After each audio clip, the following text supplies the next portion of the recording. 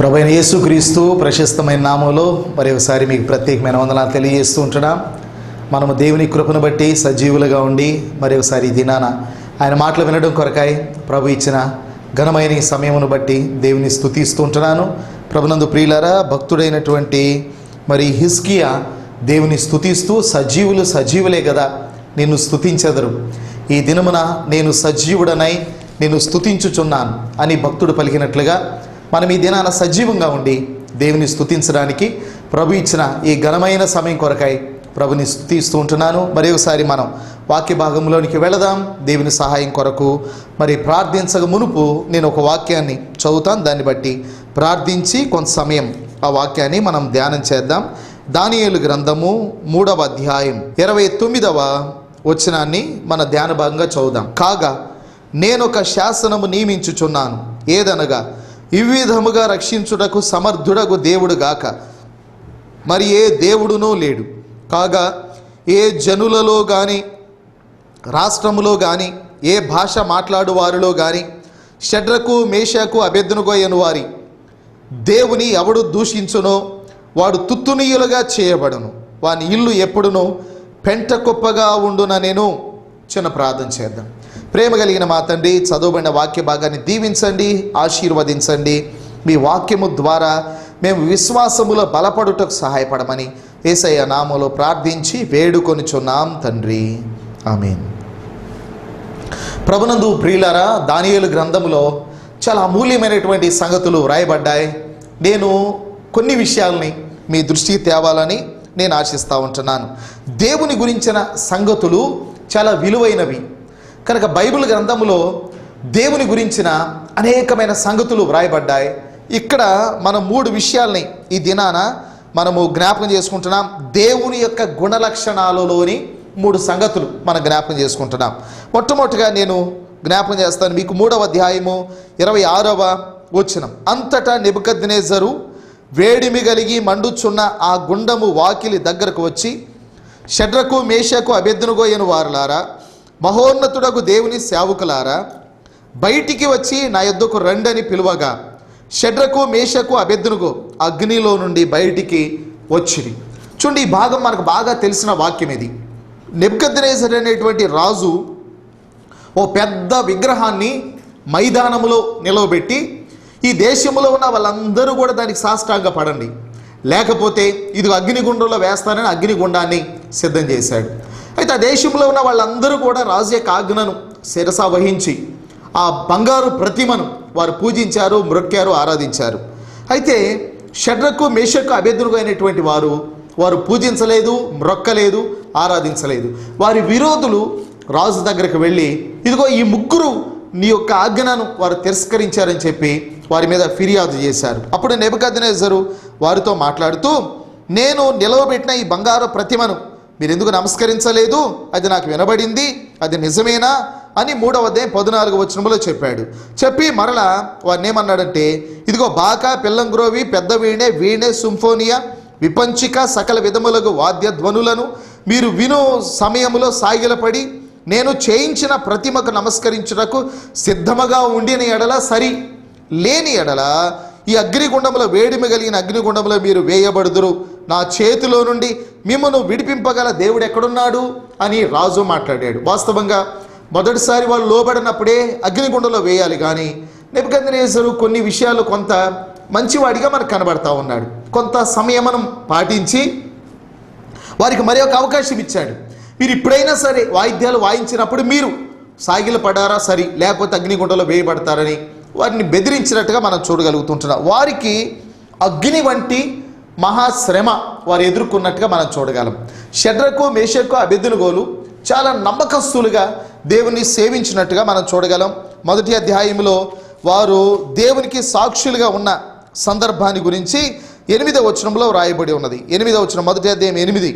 రాజు భుజించు భోజనమును పానము చేయు ద్రాక్షరసమును పుచ్చుకొని తన్ను అపవిత్ర పరచుకొనకూడదని దానియేలు ఉద్దేశించి తను అపవిత్రుడు కాకుండానట్లు వాటిని పుచ్చుకొనకుండా సెలవిమ్మని నపుంసకుల అధిపతిని వేడుకున్నట్టుగా మనం చూడగలం. దానియేలుతో పాటు ఆ ముగ్గురు కూడా ఉన్నారు. మొత్తం 4 చాలా నమ్మకమైనటువంటి వారిగా మనకు కనబడతా ఉంటున్నారు. కనుక నలుగురు వారు ఏం చేశారంటే నమ్మకస్తులుగా ఉండి వాళ్ళు దేవుని కొరకు సాక్షులుగా బ్రతుకుతూ వచ్చారు. అదే మొదటి అధ్యాయం 12వ వచనంలో కూడా వారు అంటున్నారు, 10 దినాల వరకు మమ్మల్ని పరీక్షించండి, మమ్మును అంటే ఆ నలుగురు కనబడుతున్నారు. వారిని పరీక్షించినప్పుడు వారు అందరికంటే కూడా శ్రేష్ఠులుగా వారు ఉన్నట్టుగా బైబిల్ గ్రంథంలో మనం చూస్తూ ఉంటున్నాం. అయితే ఇంత సాక్షి జీవితాన్ని కలిగి ఉన్నాక ఇటువంటి శోధన వారు ఎదుర్కోవడం అనేది బైబిల్ గ్రంథంలో మనం చూస్తూ ఉంటున్నాం. దీని గురించి పేతురు మొదటి పత్రిక 4వ అధ్యాయంలో అపోస్తుడైన పేతురు ఇలా చెప్పాడు. పేతురు మొదటి పత్రిక 4వ అధ్యాయము 12వ వచనం, ప్రియులారా, మిమ్మల్ని శోధించుటకు మీకు కలుగుచున్న అగ్ని వంటి మహాశ్రమను గూర్చి మీకేదో ఒక వింత సంభవించున్నట్లు ఆశ్చర్యపడకుడి అని అన్నాడు. మీకు ఈ శోధన కలిగినప్పుడు మీరు ఆశ్చర్యపడవద్దు అని చెప్పాడు.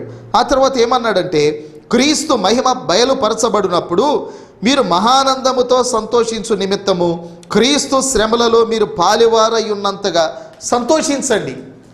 మీరు ఏదో వింత జరిగినట్టుగా మీరు దుఃఖపడవద్దు, ఆశ్చర్యపడవద్దు, కానీ క్రీస్తు శ్రమలలో పాలివారై ఉన్నంతగా సంతోషించండి. ఎందుకంటే క్రీస్తు ప్రత్యక్షమైనప్పుడు మీకు బహుమానం కలుగుతుంది కనుక అని చెప్తూ వచ్చాడనమాట. కనుక మొదటి అధ్యాయంలో 6-7 వచనాలు, పేతురు మొదటి పత్రిక మొదటి అధ్యాయం 6-7 వచనాలు, ఇందువలన మీరు మిక్కిలి ఆనందించుచున్నారు కానీ అవసరమును బట్టి నానా విధములైన శోధనల చేత ప్రస్తుతమున కొంచెము కాలం మీకు దుఃఖము కలుగుచున్నది. చూడండి, కొంచెము కాలం మీకు దుఃఖము కలుగుచున్నది, అది కూడా అవసరమును బట్టి అని అన్నాడు. అంటే శోధనలు కూడా కొన్నిసార్లు మనకు అవసరమే అనేది కూడా మనకు తెలియజేస్తూ ఉన్నది. మనము దేవునిలో చురుకుగా ఉండడానికి, ప్రార్థనలో మెలకుగా ఉండడానికి కొన్ని పరీక్షలు కూడా మనం వెళ్ళవలసిన వారమైంటున్నాం.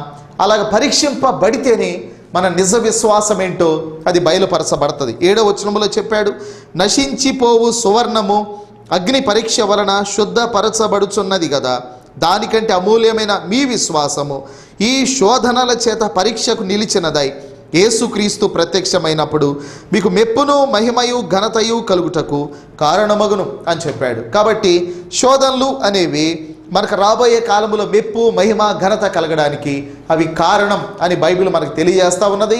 అందుకని అవసరమును బట్టి అని చెప్పాడు. అలాగనే షడ్రకు, మేషకు, అబేద్నెగోలు కూడా ఒక శోధన వారు ఎదుర్కొన్నారు. అయితే వాళ్ళు శోధన ఎదుర్కొన్న తర్వాత వాళ్ళు ఏమీ దిగులు పడలేదు. రాజు చేతులను మమ్మల్ని ఎవరు తప్పిస్తారు ఏంటి అని వారు దిగులు పడలేదు. ఒకవేళ దేవుడు మాకు సహాయపడతాడా లేదా, ఏమైపోతాం, కాలిపోతామా అనేటువంటి భయం కూడా వారికి లేదు. వారు ఏమన్నారంటే 16వ వచనంలో చెప్పారు, దానియేలు గ్రంథం 3:16, షడ్రకు, మేషకు, అబేద్నెగోను రాజుతో ఇలాగ చెప్పిరి. వారు ముగ్గురు రాజుతో ఇలా అంటున్నారు. ఏమంటున్నారంటే, నెబుకద్నెజరు, ఇందును గురించి నీకు ప్రత్యుత్తరం ఇవ్వవలనన్న చింత మాకు లేదు. నెబుకద్నెజరు, ఇందును గురించి నీకు ప్రత్యుత్తరం ఇవ్వవలనన్న చింత మాకు లేదు. ఇంకేమన్నారు, మేము సేవించుచున్న దేవుడు మండుచున్న వేడిమి గల ఈ అగ్నిగుండములో నుండి మమ్మను తప్పించి రక్షించుటకు సమర్థుడు అన్నారు. వారు సేవించే దేవుడు ఎంత సమర్థుడో వారు గమనించారు. ఒకవేళ ఆయన రక్షింపకపోయినా, రాజా నీ దేవతలను మేము పూజింపమనియు నీవు నిలువ పెట్టిన బంగారు ప్రతిమకు నమస్కరింపమనియు తెలుసుకో అని చెప్పారన్నమాట. ఎంత అద్భుతమైనటువంటి విషయం అది. వారు శోధనలో ఓడిపోలేదు, లొంగిపోలేదు, వారు కృంగిపోలేదు, కానీ వారు దేవుని యొక్క సమర్థతను గమనించారు. ఒకవేళ దేవుని కోసం చనిపోవడానికైనా సరే వారు సిద్ధంగా ఉన్నారు. బైబిల్ గ్రంథములో ప్రకటన గ్రంథం 12వ అధ్యాయం 11వ వచనం, వారు గొర్రె పిల్ల రక్తమును బట్టి తామిచ్చిన సాక్ష్యమును బట్టి వానిని జయించి ఉన్నారు కానీ మరణము వరకు తమ ప్రాణములను ప్రేమించిన వారు కారు. మరణం వరకు తమ ప్రాణాలను ప్రేమించిన వారు కారు. వారు రోమీలకు రాసిన పత్రిక 14వ అధ్యాయం 7-8 వచనాలు, మనలో ఎవడును తన కోసమే బ్రతుకడు, ఎవడును తన కోసమే చనిపోడు. మనము బ్రతికినను ప్రభు కోసమే బ్రతుకుచున్నాము, చనిపోయినను ప్రభు కోసమే చనిపోతున్నాము. కాబట్టి మనము బ్రతికినను చనిపోయినను ప్రభు వారమై ఉన్నాము అన్నట్టుగానే వారు బ్రతికిన చనిపోయిన ప్రభు కోసమే అన్నట్టుగా వాళ్ళు ఏమాత్రం కూడా శోధనలో లొంగిపోక వారు ధైర్యంగా నిలవడం అనేది మనం చూస్తున్నాం. అపోస్తలుడైన పౌలు అన్నాడు, నా మట్టుకు బ్రతుకుడే క్రీస్తే, చావైతే లాభం అని అన్నాడు. ఇంతగా వారు తమ ప్రాణాల్ని ఏమాత్రం కూడా లక్ష్య పెట్టకుండా వారు దేవుని కొరకు నిలిచారు కనుక దేవుడు కూడా వారి కొరకు సహాయపడడానికి ఇష్టపడ్డాడు. కీర్తనల గ్రంథం 22వ కీర్తన 4-5 చరణాలు. 22వ కీర్తన 4-5 చరణాలు. మా పితరులు నీ యందు నమ్మిక ఉంచిరి, వారు నీ యందు నమ్మిక ఉంచగా నీవు వారిని రక్షించితివి. వారు నీకు మొర్రపెట్టి విడుదల నొందిరి, నీ యందు నమ్మిక ఉంచి సిగ్గుపడకపోయిరి అని రాయబడి ఉన్నది. షడ్రక్ మెషక్ అబేద్నెగోలు వారు దేవుని యందు నమ్మిక ఉంచారు. దేవుడు వారిని సిగ్గుపడనీయలేదు. దేవుడు వారికి అద్భుతంగా సహాయపడ్డాడు. మనం దేవుని మీద ఆధారపడితే ఆయన ఎన్నడూ చెయ్యి విడవడు, అద్భుతంగా సహాయపడతాడు. ఎలా సహాయపడ్డాడు అని అంటే, అగ్నిగుండంలో ఈ ముగ్గురిని పడవేశారు. పడవేసిన వారు అగ్ని కీలల చేత వారు చనిపోయారు. కానీ అందులో పడిన వారు క్షేమంగా సజీవంగా అగ్ని జ్వాలల్లో అగ్నిగుండంలో తిరుగుతూ ఉంటున్నారు. రాజు దాన్ని గమనించాడు. అయితే ఈ ముగ్గురితో పాటు వేరొకరు కూడా ఉన్నారు. ఆ వేరొకరు ఎవరంటే ప్రభువైన యేసుక్రీస్తు వారు. ఈ వ్యక్తి అంటున్నాడు, నెబుకద్నెజర్ ఏమంటున్నాడంటే, మంత్రిని పిలిచి మనం ముగ్గురిని వేశాం కదా, నలుగురు కనపడుతున్నారు, 4వ వాని రూపం దేవతల రూపాన్ని పోలి ఉన్నది అని చెప్తూ వచ్చాడు అనమాట. కనుక మన ప్రభు మన శ్రమల్లో కూడా మనతో ఉండి ఆయన మనకు సహాయపడగలడు అనే విషయాన్ని మనం చూస్తున్నాం. ప్రభు మనతో ఉంటే అగ్నిగుండంలాగా ఉండదు. అగ్ని యొక్క బలము చల్లారిపోయాను కనుక దేవుడు అగ్నిగుండంలో కూడా సజీవంగా కాపాడాడు. దేవుడు మనతో ఉంటే అగ్ని వంటి మహాశ్రమలు కూడా మనల్ని ఏమీ చేయలేవు. ప్రభు మనకు అద్భుతంగా సహాయపడగలడు. అయితే ఆ తర్వాత మనం చూస్తూ ఉంటున్నాం 26వ వచనంలో 3వ అధ్యాయం 26 దానియేలు గ్రంథం. అంతటా నెబుకద్నెజరు వేడిమి కలిగి మండుచున్న ఆ గుండము వాకిలి దగ్గరకు వచ్చి, షడ్రకు మేషకు అబేద్నెగోయను వారలారా, మహోన్నతుడకు దేవుని సేవకులారా, బయటికి వచ్చి నా దగ్గరకు రండి అని పిలిచాడు. ఈ నెబుకద్నెజరు ఆ దృశ్యాన్ని చూచినప్పుడు ఆయన హృదయం చలించింది. చాలా భయపడిపోయాడు, గసగస వణిగిపోయాడు. వారి యొక్క స్థితిని చూసినప్పుడు వారు ఎంత గొప్పవారో అర్థం చేసుకున్నాడు.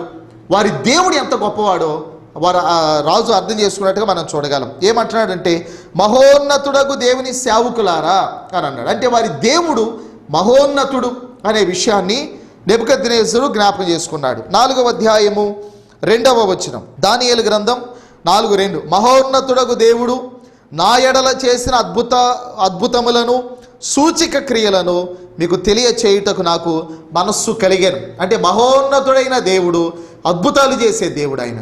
ఇంకా మనం చూస్తాము దానియేలు గ్రంథం 5వ అధ్యాయం 18వ వచనం.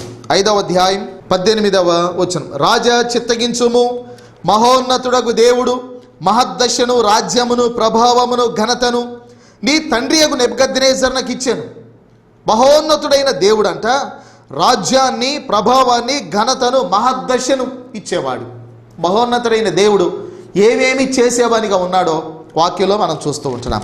ఆ తర్వాత ఇదే 5వ అధ్యాయం 21వ వచనం అప్పుడు అతడు మానవుల యొద్ద నుండి తరుమబడి పశువుల వంటి మనస్సు గలవాడాయను. మహోన్నతుడకు దేవుడు మానవుల రాజ్యములలో ఏలుచు ఎవరిని స్థాపింపగోరునో వారిని స్థాపించునని అతడు తెలుసుకొని వరకు అతడు అడవి గాడిదల మధ్య నివసించుచు పశువుల వలె గడ్డి మేయిచు ఆకాశపు మంచు చేత తడిసిన శరీరము గలవాడాయను అని మనం చూస్తున్నాం. కనుక మహోన్నతుడైన దేవుడంట రాజ్యమును స్థాపించేవాడు, తర్వాత మానవుల రాజ్యములలో ఏలుచు ఎవరిని స్థాపించాలి అనుకుంటే వారిని స్థాపించేవాడు.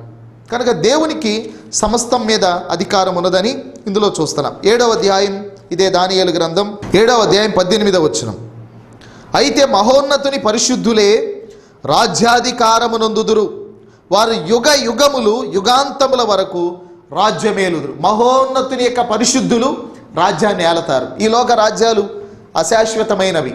ప్రభువైన యేసుక్రీస్తు వారు ఏదో ఒక సమయంలో అనుకునే గడియలు మధ్యాకాశానికి వచ్చి ఆయన తన సంఘమును లేక రక్షింపబడిన తన పిల్లల్ని, విమోచింపబడిన వారిని ఆయన మధ్యాకాశానికి తీసుకొని వెళ్తాడు. ఆ తర్వాత 7 ఏండ్లు భూమి మీద మహాశ్రమలు ఉన్నాయి. అవి ముగిసిన తర్వాత ఆయన తన పిల్లల్ని పెట్టుకొని భూమి మీదకి వస్తాడు. అప్పుడు 1000 ఏండ్ల పరిపాలన ఉంటుంది. అప్పుడు చెప్తాడు ఆయన, ఈ కొంచెములో నమ్మకంగా ఉన్నావు గనక ఈ 5 పట్టణాల మీద అధికారిగా ఉండు, ఈ కొంచెములో నమ్మకంగా ఉన్నావు గనక ఈ 10 పట్టణాల మీద అధికారిగా ఉండు అని చెప్తాడనమాట. కానీ ఇక్కడ మనం చూస్తే ఆయన మహోన్నతుని యొక్క పరిశుద్ధులే రాజ్యాన్ని ఆళతారని 1000 ఏండ్ల పాలన గురించిన ఒక అద్భుతమైనటువంటి మాట మనం చూస్తున్నాం. అంటే మహోన్నతుడైన దేవుడు ఏమేమి చేసేవానిగా ఉన్నాడో ఈ వచనాల్లో మనం చూస్తున్నాం. అయితే ఇక్కడ నెబుకద్నెజరు ఏమంటున్నాడంటే మహోన్నతుడగు దేవుని సేవకులారా అనే మాట మాట్లాడడం అనేది మనం చూస్తున్నాం. మహోన్నతుని దేవుని సేవకులు వారు. అపోస్తుల కార్యాల్లో అపోస్తుడైన పౌలు, శీల వాళ్ళు ఫిలిప్పి పట్టణంలో వాళ్ళు ప్రార్థన జరిగే స్థలానికి వెళుతూ ఉంటే దయ్యము పట్టిన ఒక చిన్నది వారిని చూచి ఇలాగ కేకలు వేస్తూ ఉన్నది. 16వ అధ్యాయం అపోస్తుల కార్యములు 17వ వచనం. ఆమె పౌలును మమ్మును వెంబడించి ఈ మనుషులు సర్వోన్నతుడైన దేవుని దాసులు, వీరు మీకు రక్షణ మార్గము ప్రచురించు వారై ఉన్నారని కేకలు వేశారు. సర్వోన్నతుని దేవుని దాసులు. నెబుకద్నెజరు ఏమన్నాడు?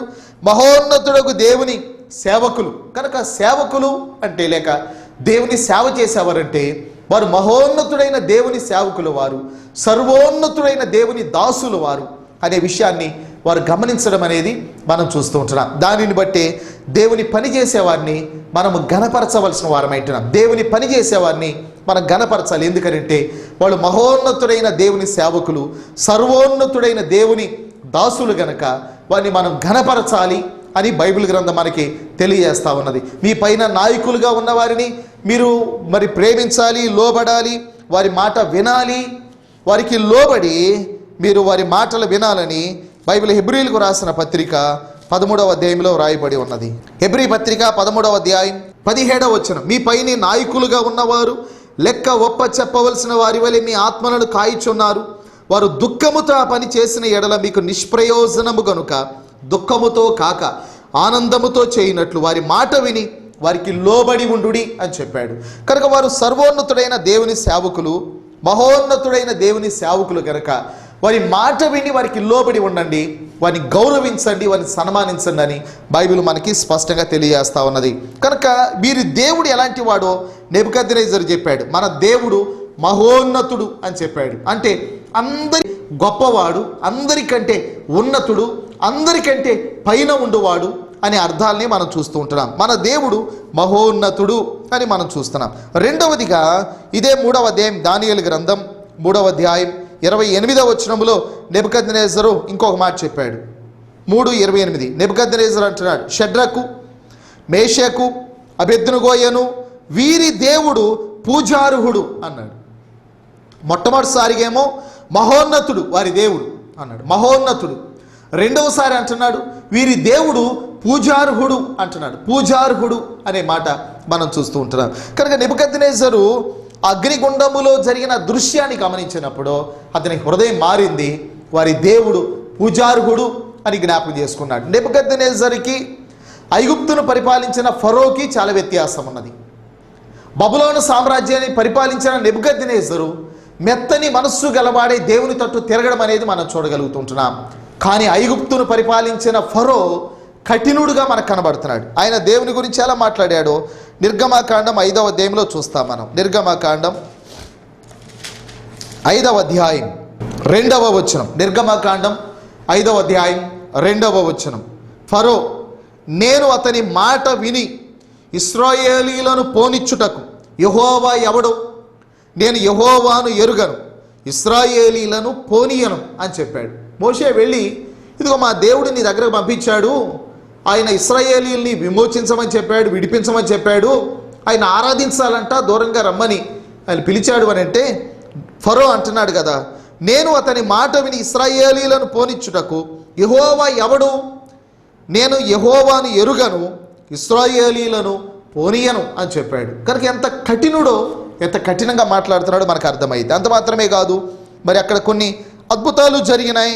అద్భుతాలు జరిగినప్పుడు కొంచెం మార్పు వచ్చినట్టుగా ఉంటుంది, మరలా అద్భుతాలు అయిపోయిన తర్వాత అతడు కఠినుడుగా మారిపోతున్నాడు. 8వ అధ్యాయం 15వ వచనంలో ఫరోను గురించి చూస్తాం. 8:15 ఫరో ఉపశమనము కలుగుట చూచి యెహోవా సెలవిచ్చినట్టు తన హృదయమును కఠినపరచుకొని వారి మాట వెనకపోయెను.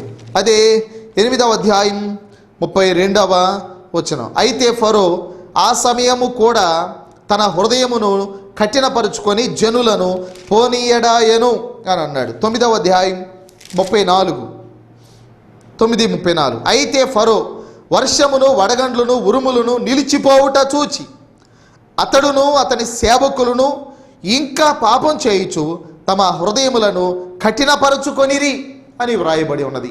అయితే దీని గురించి ఇర్మియా గ్రంథములో ఇర్మియా భక్తుడు 46వ అధ్యాయములో ఇర్మియా గ్రంథములో ఎలా చెప్పాడు. ఇర్మియా గ్రంథం 46వ అధ్యాయం 17వ వచనం. ఇర్మియా గ్రంథం 46:17. ఐగుప్తు రాజగు ఫరో యుక్త సమయమును పోగొట్టుకొనివాడు అని అన్నాడు. ఐగుప్తు రాజైన ఫరో యుక్త సమయాన్ని పోగొట్టుకున్నాడు. ఎందుకంటే ఎన్నో అవకాశాలు వచ్చినాయి, హృదయాన్ని కఠినం చేసుకున్నాడు, యుక్త సమయాన్ని పోగొట్టుకున్నాడు, చివరికి నష్టపోయాడు, ప్రాణాన్ని కూడా పోగొట్టుకున్నాడు. కానీ మరి బబులోను రాజైన నెబుకద్నెజరు గురించి మనం చూస్తున్నాం. నెబుకద్నెజరు సమయాన్ని చక్కగా సద్వినియోగం చేసుకున్నాడు. ఆయన ఒక దృశ్యాన్ని చూశాడు, అగ్నిగుండంలో జరిగిన దృశ్యాన్ని. తనలో మార్పు వచ్చింది. అతడు ఏమన్నాడంటే, వీరి దేవుడు పూజార్హుడు అని పలకడం అనేది మనం చూస్తున్నాం. వీరి దేవుడు పూజార్హుడు అని అంటున్నాడు. నిజమే, మన దేవుడు పూజకు అర్హుడు, ఆయన ఆరాధనకు యోగ్యుడు. బైబిల్లో నిర్గమాకాండ 15వ అధ్యాయంలో వ్రాయబడి ఉన్నది. నిర్గమాకాండము 11వ వచనం. యెహోవా వేల్పులలో నీ వంటి వాడెవడు? పరిశుద్ధతను బట్టి నీవు మహనీయుడవు, స్తుతి కీర్తనలను బట్టి పూజ్యుడవు, అద్భుతములు చేయువాడవు, నీ వంటి వాడెవడు అని అన్నాడు. స్తుతి కీర్తనలను బట్టి పూజ్యుడవు అనే మాట వాడడం అనేది చూస్తే మన దేవుడు పూజార్హుడు అనే విషయాన్ని మనం చూస్తున్నాం. ఆరాధనకి యోగ్యుడు అనే విషయాన్ని బైబిల్ గ్రంథంలో మనం చూస్తూ ఉంటున్నాం. కనుక మన దేవుడు పూజార్హుడు అని, వీరి దేవుడు పూజార్హుడు అని నెబుకద్నెజరు పలకడం అనేది దేవుని వాక్యంలో మనం చూస్తున్నాం. ఇది రెండవది. మొదటిది వీరి దేవుడు మహోన్నతుడు అని పలికాడు. రెండవది వీరి దేవుడు పూజార్హుడు అని పలికాడు. మూడవది 29వ వచనం. దానియేలు గ్రంథం 3వ అధ్యాయం 29వ వచనం. కాగా నేనొక శాసనము నియమించుచున్నాను, ఏదనగా ఇవ్విధముగా రక్షించుటకు సమర్థుడగు దేవుడు గాక మరి ఏ దేవుడునూ లేడు. రక్షించుటకు సమర్థుడైన దేవుడు, ఇటువంటి దేవుడు ఏ దేవుడు లేడు అని నెబుకద్నెజరు పలికాడు.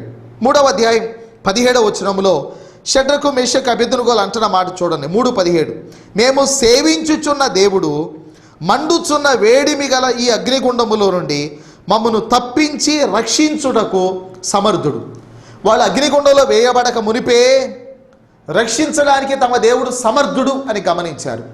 అయితే అగ్నిగుండములో నుండి బయటకు వచ్చిన తర్వాత నెబుకద్నెజరు ఇప్పుడు అంటున్నాడు కదా, వీరి దేవుడు రక్షించుటకు సమర్థుడు అనే విషయాన్ని చూస్తున్నాం. నిజమే, మన దేవుడు మనల్ని రక్షించడానికి సమర్థుడు. ఆపదల్లో, అపాయములలో, అనారోగ్యాల్లో, ఇబ్బందుల్లో, ఇక్కట్టుల్లో, శోధనలో నుండి మనల్ని తప్పించుటకు మన దేవుడు సమర్థుడు అనే విషయాన్ని మనం చూస్తూ ఉంటున్నాం.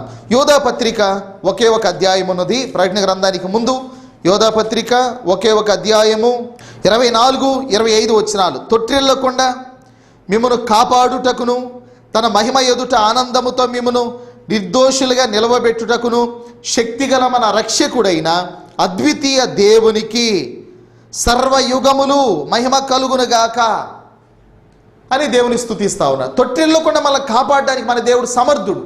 మన దేవుడు రక్షించుటకు సమర్థుడు.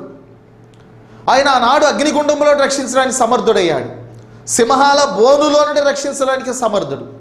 ఎర్ర సముద్రములో కూడా పడి నడవడానికి మనం రక్షించడానికి సమర్థుడు. ఏ విధమైన ఆపదల నుండి అయినా మనం రక్షించడానికి మన దేవుడు సమర్థుడు అనే విషయాన్ని దేవుని వాక్యాలు మనం చూస్తూ ఉంటున్నాం. ప్రియులారా, ఆనాడు అగ్నిగుండములో రక్షించడానికి సమర్థుడు. అయితే దానికంటే భయంకరమైన అగ్నిగుండం ఉన్నది. దాన్ని నరకము అన్నారు. అగ్ని ఆరదు, పురుగు చావదు అన్నారు. దాని నుంచి రక్షించడానికి కూడా మన దేవుడు సమర్థుడు. ప్రభువైన యేసుక్రీస్తుని సొంత రక్షకునిగా అంగీకరించినటువంటి మనము రక్షణ పొందిన వారం కనుక మనల్ని మన దేవుడు రక్షించడానికి సమర్థుడు. అంత మాత్రమే కాదు, ఇంకెవరైనా సరే యేసు ప్రభువుని అంగీకరిస్తే వారిని కూడా రక్షించడానికి మన దేవుడు సమర్థుడని బైబిల్ గ్రంథంలో మనం చూస్తూ ఉంటున్నాం. మన దేవుని గురించి 3 అద్భుతమైన మాటలు వ్రాయబడ్డాయి. 1, మన దేవుడు మహోన్నతుడు. 2, మన దేవుడు పూజార్హుడు. 3వది, మన దేవుడు మనల్ని రక్షించడానికి సమర్థుడు అనే విషయాన్ని జ్ఞాపకం చేసుకుంటున్నాం. కనుక మనము ఏ విషయంలో కూడా దిగులు పడక మన దేవుని యొక్క సర్వభౌమత్వాన్ని, సర్వాధికారాన్ని మనం ఎరిగిన వారమై ఆయన సమర్థుడు అనే విషయాన్ని మనం జ్ఞాపకం చేసుకుంటూ ఆయనకు అప్పగించుకొని ధైర్యంగా ముందుకు సాగుదాం. దేవుడు మిమ్మును, మీ కుటుంబాలని దీవించునుగాక. ప్రార్థన చేద్దాం.